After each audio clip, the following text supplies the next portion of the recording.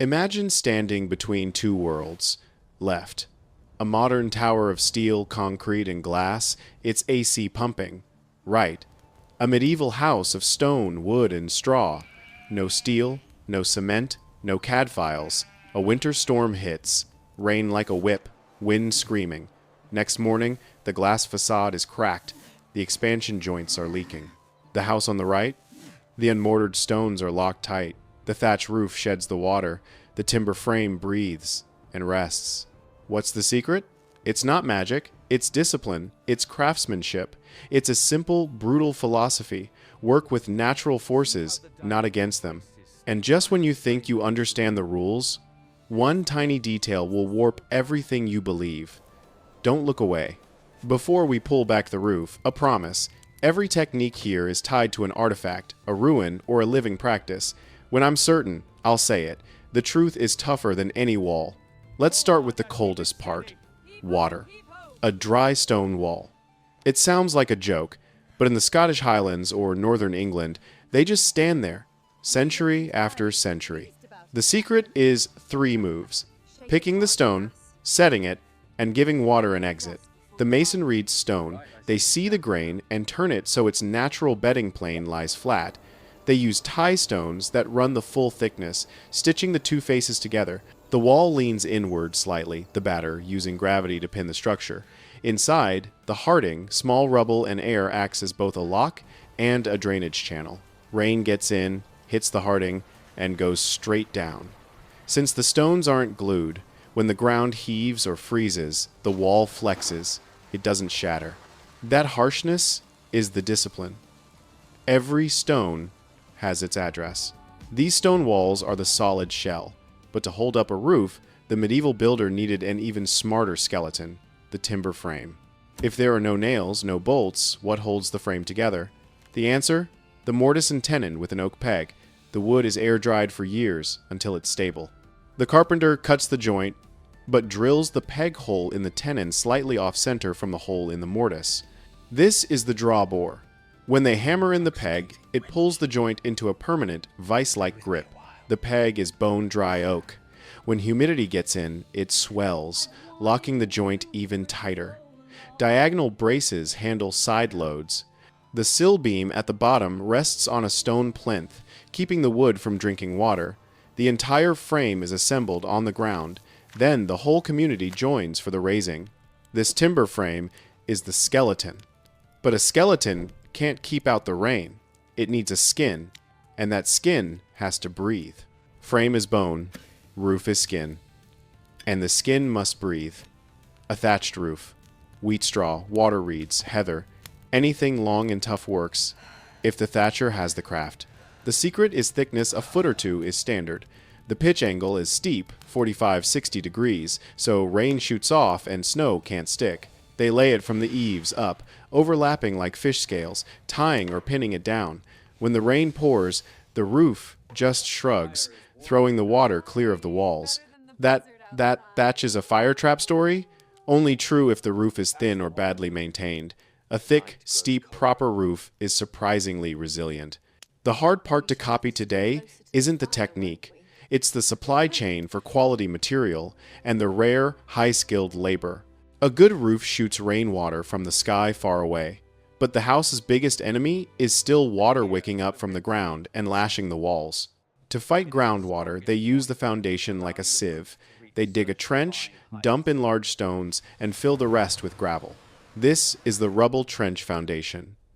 In essence, it's just a massive, gravity-powered French drain and a capillary break. Rainwater soaks down, hits the stones, and just leaves. It never pools. The foundation is soft, letting the ground shift without cracking the wall. What about water running down the face of the building? Medieval builders didn't have plastic gutters. They carved drainage right into the architecture. Gargoyles weren't a joke. They were high-capacity downspouts, launching water far from the stone. The eaves overhang like a wide hat brim, creating a drip line, so rain falls on open ground, not the wall. It's a plumbing system with no pipes. With the foundation and roof handling water, the house faced another challenge: how to let light in, but keep the warmth out. Before sheet glass was cheap, people used anything translucent: thinly scraped animal horn, oiled linen, or parchment. They all did the same job: let in some light, block the wind, and keep out the rain. The frames had heavy wooden shutters to seal the opening in a storm. The thick walls created splayed window openings. They were narrow on the outside, but flared wide on the inside, acting like a light funnel. This shape pulled in daylight, but deflected wind. It also made the window easier to defend, while creating a wide stone window seat on the inside. These windows were set into the walls, but in those timber frames, what was the flesh between the bones made of? Between the timbers, the flesh of the wall was wattle and daub. The wattle is a woven lattice of sticks.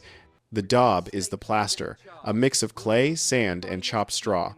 The final coat was a breathable lime render. Get it right, and the wall becomes a lung for the house. It absorbs and releases humidity, regulating the climate without growing black mold. The floor was all about thermal mass.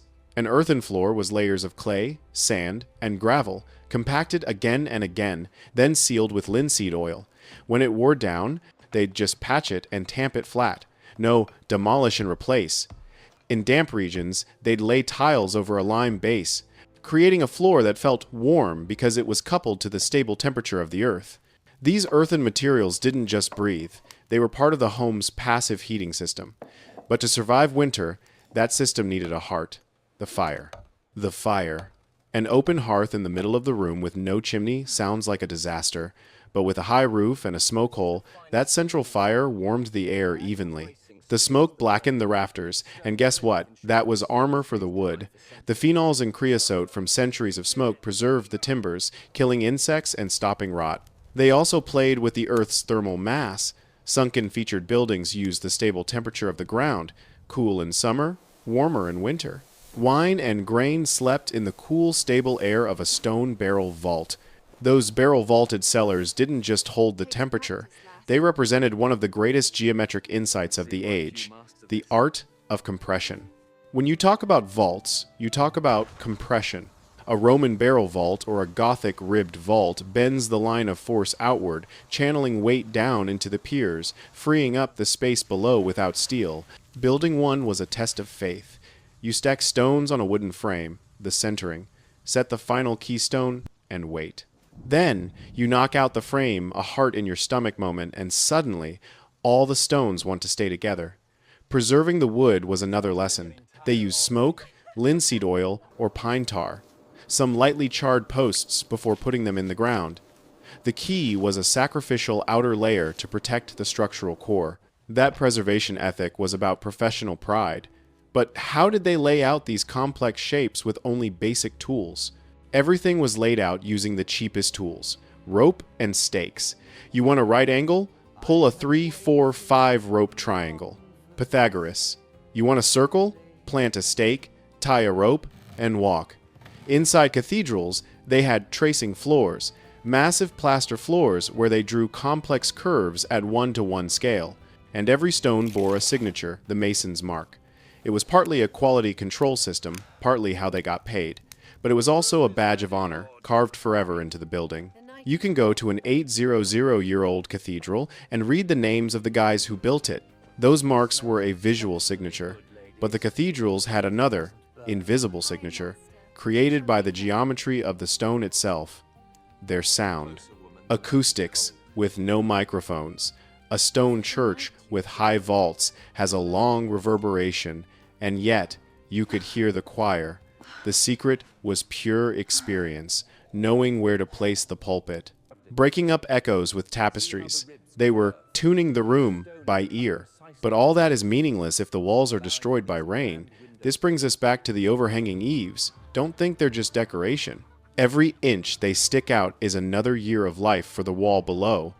Water falls straight to the ground instead of clinging to the wall, freezing and popping the mortar out. From the flow of sound to the flow of water, everything followed that one core philosophy: managing, not fighting, the forces of nature. This system lasts, not because it's stronger, but because it manages forces better. Stone handles compression, wood handles tension, lime and earth breathe. Everybody does their job. Everything has an escape route. Water has a path. Humidity has a way out. When one piece fails, it fails locally and can be replaced. So, why don't we build like this now? The short answer, when you change the materials, you change the philosophy. Portland cement is fast, but it doesn't breathe. A dry stone wall needs a master's hand. A thatch roof needs a rare artisan. But the principles aren't obsolete. Drain the water first, let the walls breathe, and use flexible joints.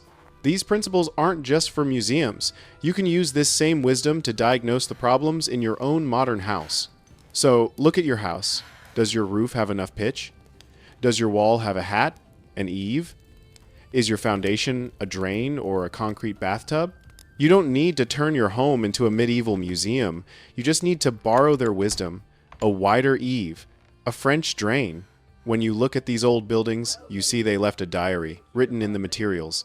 The black soot on a beam. A different colored stone is a repair. The mason's mark, the worn groove in a threshold. History isn't just written in ink, it's written in wear, tear, and repair. And when you learn to read that, you see they weren't poor in technology. They were rich in principles. These principles, written in stone and wear, are the real legacy. They remind us of the laws of physics and the humility of the craftsman.